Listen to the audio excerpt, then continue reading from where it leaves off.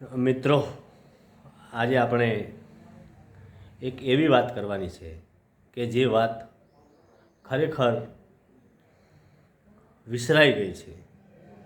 એ વિસરાઈ ગયેલી વાત એક એવી છે કે જેના ઇતિહાસો રચાણા અને એ ઇતિહાસોની અંદર બલિદાનો, પાળિયા, આ તમામ વસ્તુઓ કેમ વિસરાઈ ગઈ, કેમ ભૂલાઈ ગઈ? જેને 562 રજવાડા ભારતની એકતા અને અખંડિતતા માટે અર્પણ કરી દીધા, અને એવા ક્ષત્રિયોને જ્યારે સરકારે કિનારે કરવાનું એક મન બનાવી લીધું, અને એ મન બનાવ્યા પછી કિનારે કરતા જ ગયા તે આજ સુધી તમામ જગ્યાએ પાર્લામેન્ટ હોય, વિધાનસભા હોય, ત્યાં આગળ કિનારે કરવાનું જે એક સિસ્ટમ ચાલુ કરી, ત્યાં સુધી એ વાંધો નહોતો. પણ જ્યારે અસ્મિતાની વાત આવે, બેન દીકરીની વાત આવે, એવા ટાઈમે જો એક નાની સકડી માગ હતી, એ માગને પણ જો સંતોષી ના શકાય, માત્ર ટિકિટ કાપવાની હતી. એ ટાઈમે ટિકિટ ના કાપી અને સત્તાનો એક એવો મદ ચડી ગયો, એક એવું અભિમાન ચડી ગયું કે આ શું કરી શકશે. પણ સમય જતાં જતાં ઇલેક્શન પણ પૂરું થઈ ગયું, અને એનો પડઘો પણ સરકારને ખ્યાલ આવી ગયો કે ગામડાની અંદર પોતાનો એજન્ટ બેસાડવા માટેની પણ એક તકલીફ ઊભી થઈ. અને તકલીફ ઊભી થઈ ત્યાર પછી પ્રચાર તો બંધ થઈ જ ગયો હતો. પ્રચાર કરવા માટે તો એક પણ ગામની અંદર કોઈ જઈ શક્યા નથી. સરકાર પોતાનું પતન નોતરી હાથે કરીને નોતર્યું છે. મિત્રો,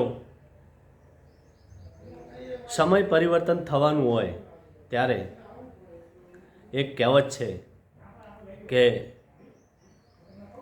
હું કોઈને પણ મહત્ત્વ ના આપું, મને એક સત્તાનો મદ ચડી ગયો. દાખલા તરીકે જેમ રાવણની સોનાની લંકા હતી, અને રાવણને એમ થઈ ગયું કે આ બે વનવાસી મારું શું બગાડી લેશે, પણ ખબર નથી કે એનો કાળ હતો.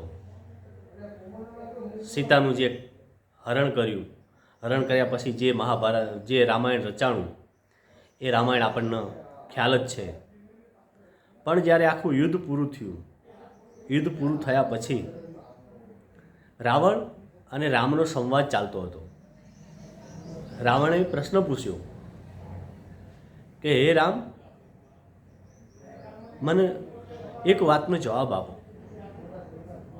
કે મારું મૃત્યુ થઈ શકે? રામે હસતા હસતા એક જવાબ આપ્યો, સરસ. અને રામે કીધું કે ના, તારું મૃત્યુ ના થઈ શકે. તો રાવણ બોલ્યો, તો મારું મૃત્યુ થયું કેવી રીતે? પછી રામે જવાબ આપ્યો એનો કે રાવણ, તારી જોડે તારો ભાઈ નથી, અને મારી જોડે મારો ભાઈ છે.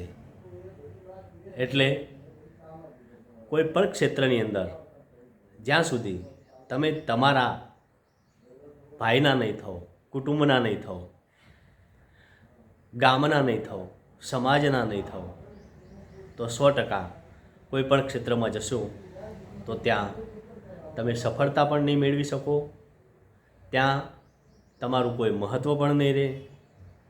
કહેવાનો અર્થ એક જ છે કે સમય ગમે તેવો આવે, સંકટ ગમે તે આવે, પણ પોતાના માણસોનું ધ્યાનમાં રાખી અને બીજાને મદદ કરશો તો જ સમય તમને સફળતા આપશે. દરેક ક્ષેત્રની અંદર તમે સફળ થશો. પાયાની અંદર, મૂળની અંદર હંમેશા ધ્યાન રાખી અને ચાલજો તો કોઈ દિવસ વાંધો આવશે નહીં. જય હિન્દ, જય ભારત. હું છું દાનસંગ ઠાકોર. જય માતાજી.